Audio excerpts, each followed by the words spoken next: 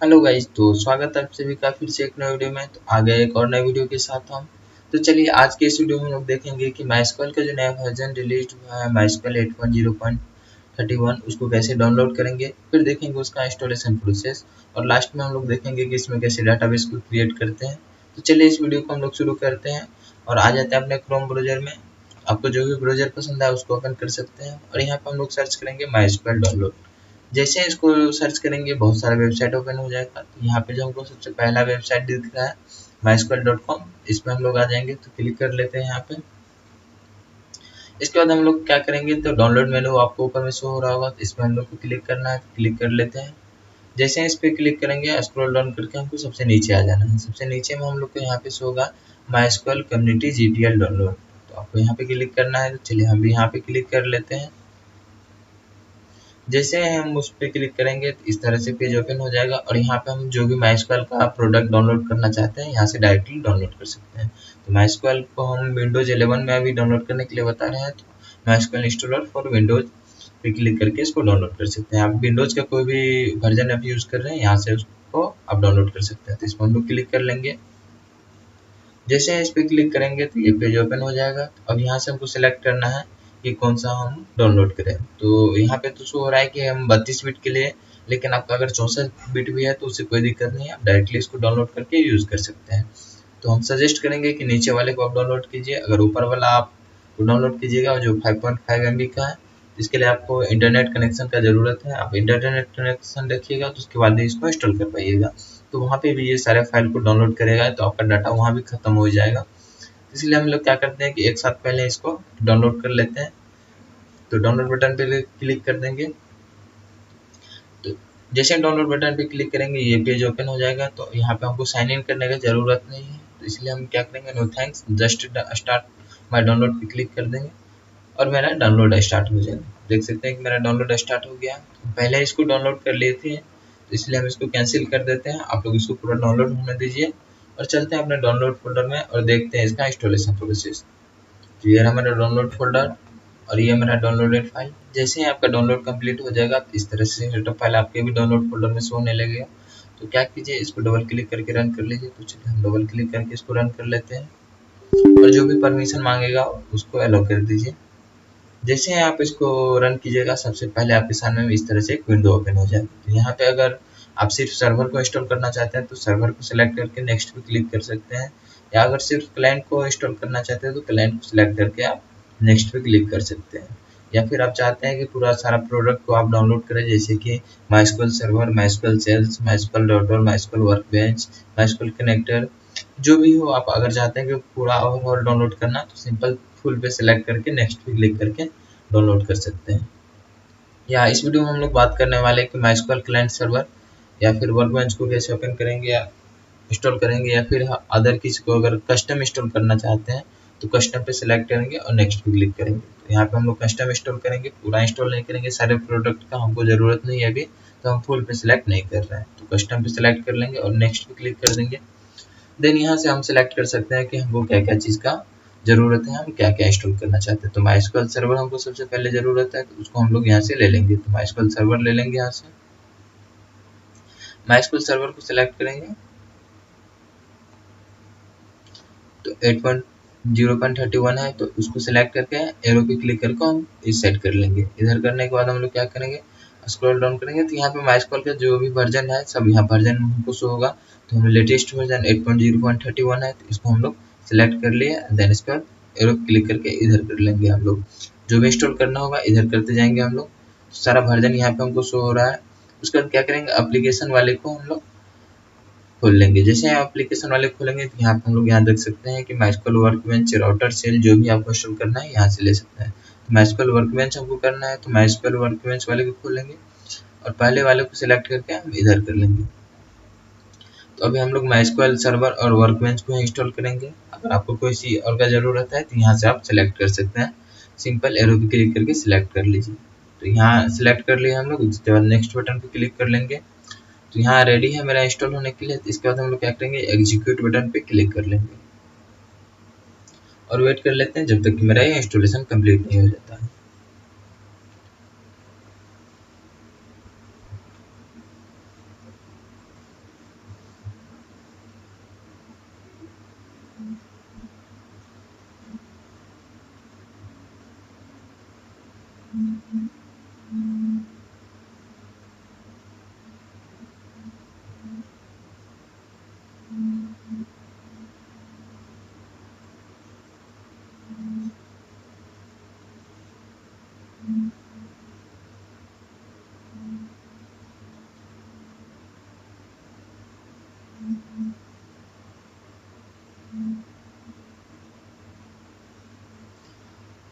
तो मेरा installation complete हो गया। अब कुछ सेटअप करना होगा, तो इसके लिए हम लोग क्या करेंगे, नेक्स्ट बटन पे क्लिक कर लेंगे।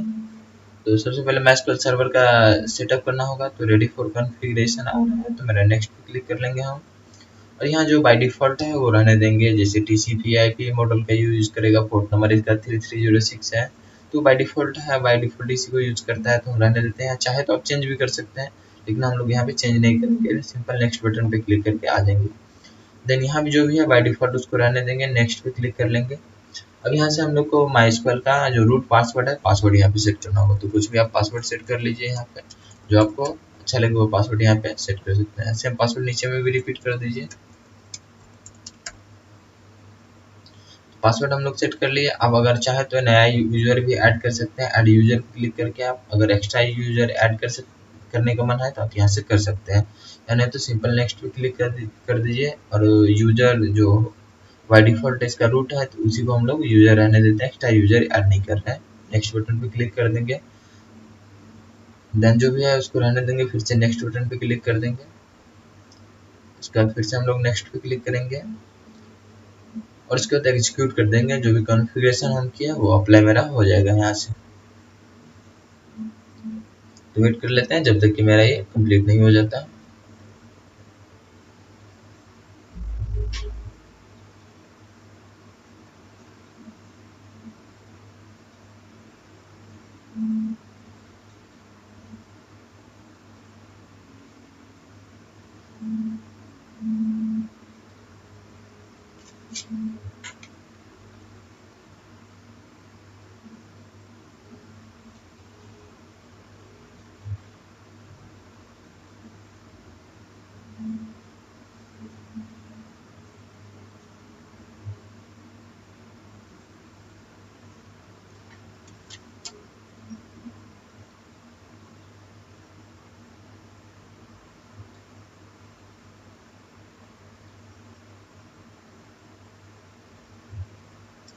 जो भी कॉन्फ़िगरेशन था मेरा वो अप्लाई हो गया, तो अब फिनिश पे क्लिक कर देंगे हम लोग।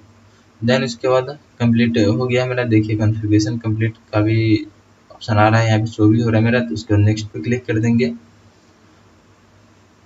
सो मेरा इंस्टॉलेशन कंप्लीट हो गया। यहाँ पे देख सकते हैं कि मेरा इंस्टॉलेशन कंप्लीट हो गया है। तो अगर हम चाहें तो वर्कबेंच को डायरेक्टली ओपन कर सकते हैं, या अनचेक करके हम लोग फिनिश बटन पे क्लिक करके मेरा ये फिनिश हो गया। तो चलिए हम MySQL क्लाइंट सर्वर को हम लोग यहाँ से ओपन कर लेंगे। तो स्टार्ट बटन पे आएंगे, यानी तो सर्च बटन में आएंगे और MySQL जैसे ही सर्च करेंगे तो देखिए MySQL कमांड लाइन आ गया, तो इसको हम लोग ओपन कर लेंगे। तो जो अभी पासवर्ड हम लोग फिल किए थे इंस्टॉल करते समय, अब जब भी इसको ओपन कीजिएगा पासवर्ड यहाँ पे आपको मांगेगा। तो चलिए वो पासवर्ड यहाँ पे अपना फिल कर देते हैं, जो भी हम पासवर्ड डाले हुए थे, और इंटर बटन प्रेस करेंगे। जैसे इसको ओपन करेंगे तो देखिए इस तरह से ओपन हो जाएगा। तो MySQL का जो वर्जन है हमको वो भी शो हो जाएगा। MySQL 8.0.31 जो वर्जन अभी हम डाउनलोड किया इंस्टॉल किया, तो वो मेरा यहाँ पे शो होने लगा। तो अब यहाँ पे हम लोग देख सकते हैं कमांड का यूज करके कि कौन कौन से डाटाबेस पहले से बना हुआ है, कोई भी डाटाबेस बनाएंगे तो यहाँ से देख सकते हैं। तो शो डाटाबेसेस कमांड से हम लोग डाटाबेस देख सकते हैं, या नहीं तो क्रिएट डाटाबेस कमांड से हम कोई भी डाटाबेस बना सकते हैं। तो जैसे एक हम डाटाबेस यहाँ पे बना लेते हैं। तो देखिए मेरा डाटाबेस क्रिएट हो गया। तो अब फिर से हम देखना चाहें तो अप एरो से पहले वाले कमांड को हम यहाँ पे रन कर सकते हैं। तो देखिए अभी अब जो हम डाटाबेस बनाए यहाँ पे डाटाबेस मेरा बन गया है। तो अब सेम डाटाबेस को हम MySQL वर्कबेंच से भी देख सकते हैं। तो चलिए उसको भी एक बार ओपन कर लेते हैं। तो फिर से MySQL सर्च करेंगे। जैसे MySQL सर्च करेंगे तो MySQL वर्कबेंच भी यहाँ पे हमको सोने लगे। तो चलिए इसको ओपन कर लेते हैं।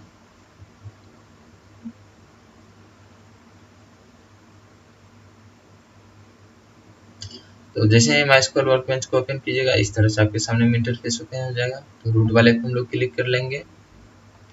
तो मे भी आपसे फर्स्ट टाइम अगर ओपन कीजिएगा तो पासवर्ड आपसे पूछे, तो जो पासवर्ड अभी MySQL में हम लोग शो किए हुए थे सेम पासवर्ड से हम लोग यहाँ भी लॉगिन कर लेंगे, जो भी पासवर्ड अभी हम इंस्टॉल करते समय किए थे। तो यहाँ देखिए जो भी डाटाबेस हम अभी बनाए थे वो डाटाबेस मेरा यहाँ भी शो हो रहा है, या नहीं तो डायरेक्ट हम यहाँ पे क्रिएट न्यू स्कीमा से हम लोग डाटाबेस बना सकते हैं। जैसे यहाँ पे हम एक स्कूल नाम से बना लेते हैं डाटाबेस, और यहाँ पे अप्लाई बटन पे क्लिक करके अप्लाई कर लेते हैं। तो देखिए यहाँ पे मेरा डाटाबेस एक नया बन गया।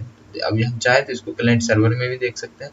तो ये रहा मेरा क्लाइंट सर्वर। तो देखिए अब इसमें भी अगर हम डाटाबेस देखेंगे तो ये दोनों सेम सर्वर पे ही काम करता है। तो आप चाहे यहाँ से कमांड के थ्रू कीजिए या फिर वहाँ पे GUI से थ्रू आप डाटाबेस क्रिएट कीजिए या फिर टेबल क्रिएट कीजिए, दोनों सेम एक ही टेबल को एक्सेस करेगा, फिर एक ही डाटाबेस को एक्सेस करेगा। अगर वीडियो आपको अच्छा लगा हो तो लाइक जरूर कीजिएगा, चैनल पे नहीं हो तो चैनल को सब्सक्राइब कर लीजिए ताकि अगर हम नया वीडियो बनाएं तो उसका नोटिफिकेशन आपको मिल जाए। अगर अधिक जानना चाहते हैं MySQL क्लाइंट सर्वर या फिर MySQL वर्कबेंच के बारे में, उसमें हम डिटेल वीडियो बनाए हुए हैं, लिंक डिस्क्रिप्शन में दे दिए हैं, आप जाके वो वीडियो देख सकते हैं। चलिए इस वीडियो को हम लोग यहीं पे ख़त्म करते हैं।